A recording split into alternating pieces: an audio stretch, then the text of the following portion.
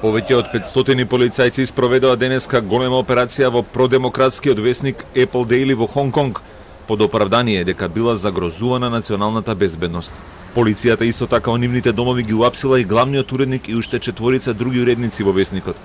Замрзнал бил и имотот на 3 компании поврзани со Apple Daily, вреден над 2.300.000 долари.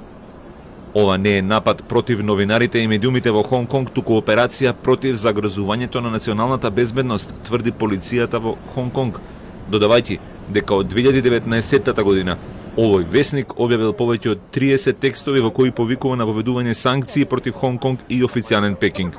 The suspects have been arrested on strong evidence that they are conspiring to endanger national security.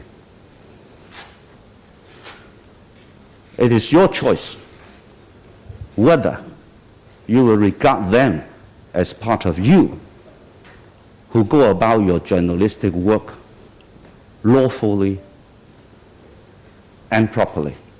Уапсените не се новинари, туку криминалци кои ја користат новинарската работа за своите криминални активности, тврдат властите во Хонг Конг. Полицијата не ги именуваше уапсените, току само соопшти дека 5 лица на возраст од 47 до 63 години биле уапсени заради заговор со странска држава или други надворешни елементи за загрозување на националната безбедност. Откако минатата година беше усвоен оспоруваниот закон за национална безбедност, досега биле уапсени повеќе од 100 луѓе, сите активисти за човекови права и поддржувачи на продемократските сили во Хонг Конг. Весникот Apple Daily е во сопственост на бизнисменот Џими Лај, критичар на комунистичката влада во Пекинг, кој е во затвор врз основа на повеќе обвиненија.